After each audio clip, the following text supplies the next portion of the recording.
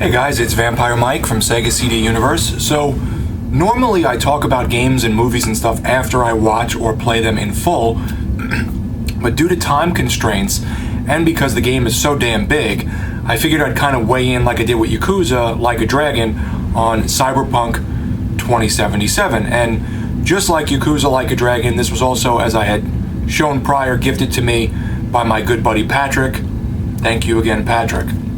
I started Cyberpunk probably sometime late last week, and I'm enjoying it.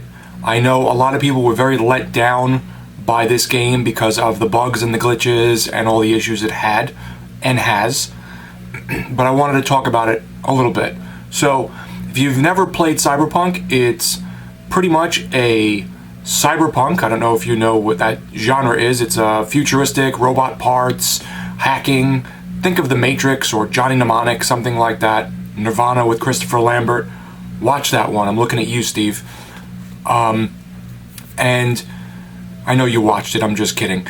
So it's that kind of future. Shadowrun is a great reference, except that has like dragons and orcs and ogres, where this doesn't. This is all humanoids. First person, but that's the genre, is the cyberpunk genre. First person shooter with RPG elements. So you're able to upgrade your character, install new implants, do side missions. Think of like The Witcher, but cyberpunk and first person instead of third. You'll kind of get it. More guns. You can use swords, you can use fists. I use guns. You can really do whatever you want in that aspect with the fighting. Sometimes you don't have to fight. You can sneak around and choke out people. You can hack into things and turn things on and off, or make things trip and the person gets shocked and falls on the floor, things of that nature. Pretty cool stuff. And open world. Keanu Reeves is in it. That was a big selling point to this game for a lot of people. I'm a huge Keanu Reeves fan. I don't know if you can see right there. There's a little Johnny Mnemonic poster, and then here are some Johnny Mnemonic DVDs to my over this shoulder, my left shoulder. So, all that being said, the game is really fun. I enjoy it. It's interesting. I played like probably a couple hours of it, and it was just the prologue. So then it comes up with the title screen, and then Cyberpunk, and I'm like, that was the intro to the game. All these missions I played and things I've done and upgrades I've gotten, and then it was just the prologue. So it's a lengthy game.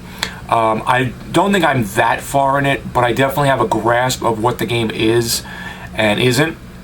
So in terms of glitches, the game has frozen on me 3 times, roughly, and then eventually kicks back over. So it'll freeze for like 2-3 seconds, maybe during like a gun battle or a car chase, something really over the top, and then boom, it eventually goes back to normal. It did crash on me twice. So 2 times I was playing, the game locked up, and then it eventually got kicked back to the dashboard on the Xbox One.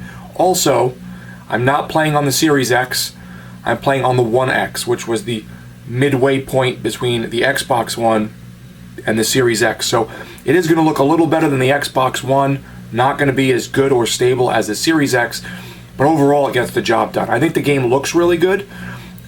Does it look as good as what they showed in all those clips and how they were portraying it? Probably not, but I think it looks really nice. I think everything has a nice weighty feel to it, and a pretty good amount of clarity for what they fit into the game, and the amount of people on screen, and the little background items and things, the neon glowing in the distance. I think it looks pretty nice.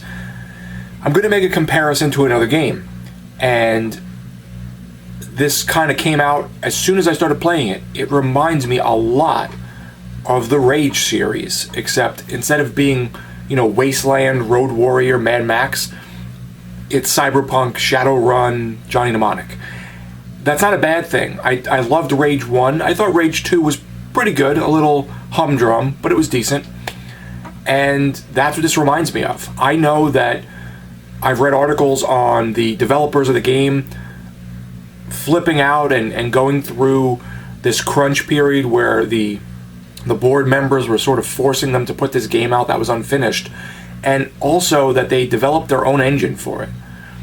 Do I think they could have gotten away with using an engine that like Rage used or someone else used? Definitely. And they probably would have cut their time dramatically in making this game and probably putting out a better product that wasn't so glitchy or buggy. If you were playing this on the original Xbox One or the original PS4, I'd probably say to wait until there's some major patches. If you're playing a middle-of-the-road console like me, I would say it's in a decent enough state that you can play it and have fun the way I am, but it's obviously best played on PC or Series X or PS5. The story, pretty much, I don't want to give away the story that happens after the prologue, but the story is pretty much you're this, like, mercenary. Well, I picked the Nomad. I don't know if there's a difference. There's a Nomad who's kind of like a guy that runs around just doing tasks for people and, like, jumps from place to place the way nomads do. There's a corpo, which is a corporate kind of, suit who does all these crazy jobs for corporations. And then there's something else that I can't think of the name of. But there's 3 different characters, classes you can pick from as the game starts out. And then you pretty much change yourself up, add cyberware, make yourself jump further or shoot different ways or different enhancements. Like I gave my guy gorilla arms, they're called, so you can punch people really hard and like break open doors with your fists and stuff. And that's pretty cool. You can put like a blade on your arm and slash people, or you can use like in Johnny Mnemonic again, the like metal kind of, it's almost like guitar string that they slice people's heads off with. They have something like that you can put on your arms. So there's tons of different characters you can speak to and a massive amount of side missions that you can get lost in. It does tell you what side missions are very difficult and which are the easier ones, so you know not to jump into something and get murdered over and over. In terms of the glitching and the freezing that happened to me twice, the game auto-saves fairly frequently when something large happens, so I didn't lose any time, but it's just annoying that the game froze and I had to start it completely over because it crashed back to the desktop.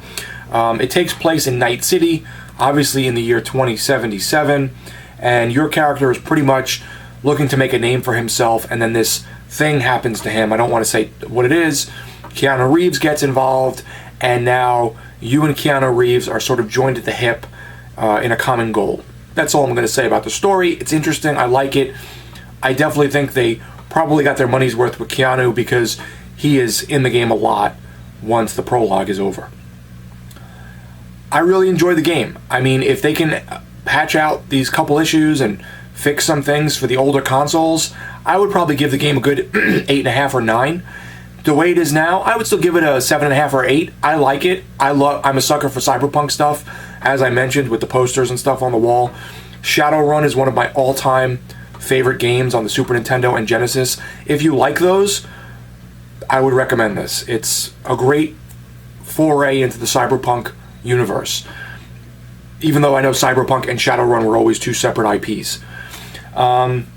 Yeah, I think it's great. It looks good. It sounds good. The voice acting is good. There's lots of characters and missions and things to do, just like The Witcher 3, which I still haven't beaten.